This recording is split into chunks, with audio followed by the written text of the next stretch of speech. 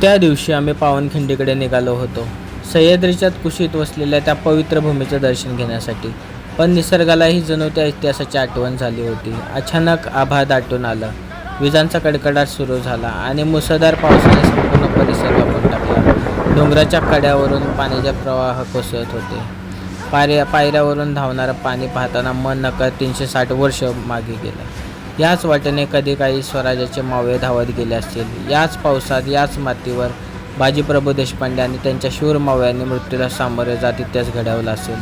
शूरवीरांच्या समाधीसमोर उभं राहिल्यावर अंगावर काटा आला आणि खिंडीत उतरता माझा प्रत्येक क्षण त्या रणसंग्रामाचा थरार जिवंत करत होता. ही फक्त एक खिंड नाही, तर हे स्वराज्यासाठी बलिदान दिलेल्या वीरांचं पवित्र स्मारक आहे.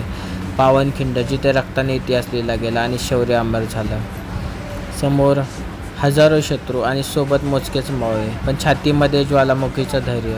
तलवारीच्या प्रत्येक वारासोबत स्वराज्यातील निष्ठा आणि प्रखर होत गेली. रक्त सांडत होतं, पण पावले मागे हटली नव्हती.